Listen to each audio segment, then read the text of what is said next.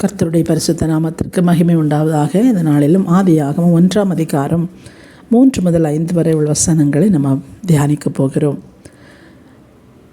ஒழுங்கின்மையும் வெறுமையும் இருளுமாயிருந்த அந்த பூமியின் மேலே தேவ ஆவியானவர் அசைவாடும் போது அங்கே ஒழுங்காகவும் அழகானதாகவும் வெளிச்சம் நிறைந்ததாகவும் பூமி உருவாகியிருக்கிறது என்பதை நம்ம பார்க்கிறோம். 3ஆம் வசனத்தில் என்ன சொல்கிறது என்று சொன்னால், தேவன் வெளிச்சம் உண்டாக கடவது என்றார், வெளிச்சம் உண்டாயிற்று. இந்த வெளிச்சம் எங்கிருந்து வந்தது? முதலாவது இருளை நம்ம பார்த்தோம். மற்றொரு காரியம் என்னென்றால், சூரியனும் சந்திரனும் இன்னும் உருவாக்கப்படவில்லை.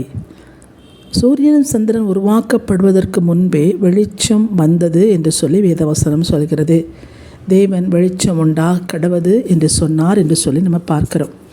அப்போ இந்த வெளிச்சம் எங்கிருந்து வந்தது என்று சொல்லி நம்ம இதை பார்க்கும்போது வேதவசனம் நமக்கு சொல்கிறது. 2 கொரிந்தியர் 4ஆம் அதிகாரம் 6வது வசனம் சொல்கிறது, இருளிலிருந்து வெளிச்சத்தை பிரகாசிக்க சொன்ன தேவன் இயேசு கிறிஸ்துவின் முகத்திலுள்ள தமது மகிமையின் அறிவாகிய ஒளியை தோன்ற பண்ணும் பொருட்டாக எங்கள் இருதயங்களிலே பிரகாசித்தார் என்று சொல்லி நம்ம பார்க்கிறோம். அப்போ இந்த வெளிச்சம் எங்கிருந்து வந்தது என்று சொன்னால், அவருடைய முகத்தின் ஒளி என்று சொல்லி வேதம் சொல்கிறது. சூரியன் உண்டாவதற்கு முன்பே, சந்திரன் உண்டாவதற்கு முன்பே ஒளி உண்டாயிற்று. அந்த ஒளி எங்குள்ள ஒளி என்று சொன்னால், அவருடைய ஒளியை நமக்கு கொடுக்கிறார். அவருடைய முகத்தின் பிரகாசத்தை இந்த இருளாய் கிடக்கிற பூமியிலே மனிதர் வாழ்ந்துவிட முடியாது என்று சொல்லி அவருடைய மகிமையின் ஒளியை இந்த பூமிக்கு அவர் கொடுக்கிறார் என்பதை நம்ம வேதத்திலிருந்து அறிந்து கொள்கிறோம். இது சூரியனாலும் சந்திரனாலும் உண்டாக்கப்பட்ட ஒளி அல்ல, தேவனுடைய ஒளி என்று சொல்லி வேதம் நமக்கு அழகாக எடுத்து சொல்கிறது. பாருங்கள், யோவான் 8ஆம் அதிகாரம் 12வது வசனம் என்ன சொல்கிறது என்று சொன்னால், இயேசு ஜனங்களை நோக்கி, நான் உலகத்திற்கு ஒளியாக இருக்கிறேன், என்னை பின்பற்றுகிறவன் இருள் நடவாமல் ஜீவ ஒளியை அடைந்திருப்பான் என்று சொல்லி வேதம் சொல்கிறது. இந்த உலகத்திற்கு முதலாவது ஒளியை கொடுத்தவர் நம்முடைய தேவனாகிய கர்த்தர் தான். மனிதனுக்கு அந்த ஒளி தேவை என்று அறிந்து இருளாயிருக்கிற பூமியிலே அசைவாடின தேவன் இந்த இருளுக்குள்ளாய் ஜனங்கள் வாழ முடியாது என்று அறிந்து தன்னுடைய மகிமையின் அறிவாகிய ஒளியை கொடுத்து இந்த உலகத்தை பிரகாசிக்க பண்ணினார் என்று சொல்லி நாம் அறிந்து கொள்ள முடியும். அநேகருடைய காரியங்கள், பேச்சுக்கள் இப்படி இருக்கிறது, ஒளி எப்படி வந்தது என்று சொல்லி. ஆனால் ஒளி அவருடைய முகத்தின் பிரகாசத்தை இந்த உலகத்து மனிதர்களுக்கு முதலாவது அவர் கொடுத்து விட்டார் என்பதை நம்ம அறிய வேண்டும். அதே யோவான் 1ஆம் அதிகாரம் 4-5 வசனங்கள் வரை நம்ம 9ஆம் வசனம் வரை நீங்கள் வாசிங்கன்னா, யோவான் 1ஆம் அதிகாரத்தில் வாசிங்க. அவருக்குள் ஜீவன் இருந்தது, அந்த ஜீவன் மனுஷனுக்கு ஒளியாக இருந்தது, அந்த ஒளி இருளிலே பிரகாசித்தது, இருளானது அதை பற்றி கொள்ளவில்லை என்று சொல்லி நம்ம வாசிக்கிறோம். அந்த ஒளி பிரகாசிக்கிற அந்த ஒளி முதலாவது உலகத்தில் உள்ள சகலவற்றையும் உருவாக்குவதற்கு முன்பாக இந்த இருளை மாற்றும்படியாக அவருடைய மகிமையின் ஒளியினால்தான் அந்த இருளை மாற்ற முடியும். அதனால தான் அவருடைய மகிமையின் பிரசன்னம் அவர் என்ன செய்கிறாரு, அதை கொடுத்து அந்த பூமியிலே வெளிச்சத்தை உண்டாக்குகிறார். அந்த ஒளி தேவனுடைய ஒளி என்பதை நாம் நன்றாக அறிந்து கொள்ள வேண்டும். ஒரு காரியத்தை நம்ம அறியணும், ஒளி அல்ல தேவன், தேவன் ஒளியாக இருக்கிறார். அதை நீங்கள் நல்லா புரிஞ்சுக்கணும். இந்த நாட்களில் பார்த்திங்கன்னா ஏதோ ஒரு ஒளியை பார்த்துட்டு அதை தெய்வம் வணங்குற கூட்டங்கள் இருக்கிறாங்க. ஆனால் நாம் அறிந்து கொள்ள வேண்டிய காரியம், ஒளி அல்ல தேவன், தேவனுடைய ஒளி இந்த உலகிற்கு அவர் கொடுக்கிறார். தேவன் தான் ஒளியாக இருக்கிறார் என்பதை நம்ம அறிந்து கொள்ள வேண்டும். பாருங்கள், வெளிச்சம் உண்டாக கடவது என்று சொன்னார், வெளிச்சம் உண்டாயிற்று என்று சொல்லி பார்க்கிறோம். அங்கே பார்த்திங்கன்னா அந்த வார்த்தை அவர் உபயோகிக்கிறார். வெளிச்சம் உண்டாக கடவது என்று சொல்கிற அந்த வார்த்தையின் வல்லமை அங்கே வெளிப்படுகிறது. முதல்ல அவருடைய மகிமை தான், அவருடைய பிரகாசம் தான், அவருடைய ஒளி தான் தன்னுடைய முகத்தில் உள்ள மகிமையின் ஒளியை பூமியிலே பிரகாசி என்று சொல்லி அவர் கட்டளையிடுகிறார். அவர் வார்த்தையின்படியாய் அங்கே அவருடைய முகத்தினுடைய ஒளி பூமியிலே பிரகாசிக்கிறது. வார்த்தை அப்படிப்பட்ட வல்லமை உள்ளது என்பதை நாம் மத்தேயு 8ஆம் அதிகாரத்திலே 100க்கு அதிபதி என்கிற ஒருவர் சொல்லுகிறார், நீர் ஒரு வார்த்தை சொல்லும் என் வேலைக்காரன் சொஸ்தமாவான். அப்போ அந்த வார்த்தையின் வல்லமை என்ன என்பதை இந்த பூமியில் உள்ள ஜனங்கள் அநேகர் அறிந்திருந்தாங்க. அப்போ அந்த வார்த்தையினாலே, தேவன் கொடுத்த அந்த வார்த்தையினாலே பூமியிலே வெளிச்சம் உண்டாயிற்று என்று சொல்லி நம்ம பார்க்கிறோம். பாருங்க, அடுத்த வசனம், வெளிச்சம் நல்லது என்று தேவன் கண்டார். ஏன் நல்லது என்று கண்டார் என்று சொன்னால், தேவனுக்கு தெரியும் வெளிச்சம்தான் மனுஷனுக்கு தேவை, இருள் மனுஷனுக்கு தேவையில்லை. ஏன், இருள் இருந்தால் உலகத்தில் ஒன்றும் செய்ய முடியாது. ஒரு இருளில் என்ன பண்ண முடியும்?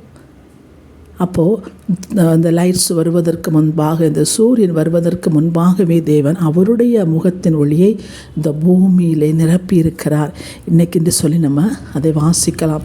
வெளிச்சம்தான் மனுஷனுக்கு நல்லது, இருள் நல்லதல்ல. வெளிச்சத்தில் தான் மனுஷன் வாழ முடியும், இருளில் வாழ முடியாது என்பதை அறிந்திருந்தார். ஏனென்று சொன்னால், இருள் சத்துருடைய கையில் இருக்கிறது. இருள் பிசாசு கொண்டு வந்தது, இருள் சாத்தானால் உருவாக்கப்பட்டது. அந்த இருளுக்குள் ஜனங்கள் வாழ்ந்துவிட முடியாது என்று சொல்லி அவருடைய வெளிச்சத்தை கொண்டு வந்தார் என்று சொல்ல மறந்து கொள்ள வேண்டும். அதன் பிறகு பாருங்கள், வெளிச்சத்தையும் இருளையும் தேவன் வெவ்வேறாக பிரித்தார். பாருங்கள், அவருக்கு தெரியும் இந்த உலகத்தில் வெளிச்சமும் இருளும் ஒரு காலம் ஒன்று சேர முடியாது. அவர் சொல்கிறார், நீதிக்கும் அநீதிக்கும் சம்பந்தம் ஏது, விசுவாசிக்கும் அவிசுவாசிக்கும் சம்பந்தம் ஏது, ஒளிக்கும் இருளுக்கும் சம்பந்தம் ஏது. ஒரு நாளும் இந்த உலகத்தில் இருளும் ஒளியும் பற்றிக்கொள்ள, இருள் வந்து ஒளியை பற்றி கொள்ள முடியாது. அதனால் தான் உலகத்து மனிதர்களும் இருளுக்குள் வாழ்கிறவர்கள் வெளிச்சத்தை பார்க்க முடியாது. வெளிச்சத்தில் வாழ்கிறவர்கள் தான் இருளை விலக முடியும், இருளிலிருந்து விலக முடியும். ஒருத்தன் வெளிச்சத்தில் வந்துட்டானா அந்த இருளை அவனுக்கு தேவையே கிடையாது. ஏன்னா வெளிச்சமே அவனுடைய வாழ்க்கையிலே சகலவற்றையும் அது செய்து முடித்துவிடும். பாருங்கள், இருளுக்கு இரவு என்று பெயரிட்டார், பகலுக்கு வெளிச்சத்துக்கு பகல் என்று பெயரிட்டார், இருளுக்கு இரவு என்று பெயரிட்டார் என்று சொல்லி நம்ம வாசிக்கிறோம். பாருங்கள், ஏனென்று சொன்னால் இரண்டும் ஒன்றல்ல என்பதை அந்த வசனம் நமக்கு அழகாக எடுத்து சொல்கிறது. இரண்டும் ஒன்றல்ல, இருளும் பகலும் ஒன்றல்ல என்று சொல்லி உலகத்து ஜனங்கள் காண வேண்டும் என்பதை அவர் அறிந்திருந்தார்.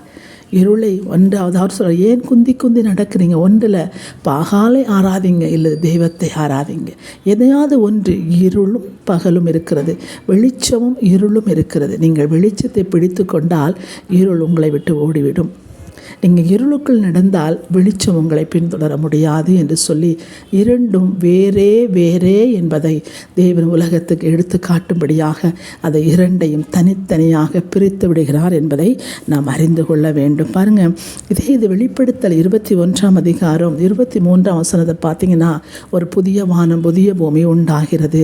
அந்த புதிய வானம் புதிய பூமியில் என்ன இருக்குதுன்னு சொன்னால், சந்திரன் இல்லை, சூரியன் இல்லை, கர்த்தரே நித்திய வெளிச்சமாக இருக்கிறார். அவருடைய வெளிச்சத்தில் தான் அந்த மகிமையின் புதிய வானத்தின் புதிய பூமியிலும் அவருடைய வெளிச்சத்தில் தான் ஜனங்கள் வாழப்போகிறார்கள் என்று சொல்லி வேதம் நமக்கு சொல்கிறது. பாருங்கள், முதலாவது தேவன் உலகத்திற்கு ஒளியை கொடுத்து அவருடைய முகத்தின் பிரகாசத்தினுள்ள ஒளியை உலகத்திற்கு கொடுத்தார்.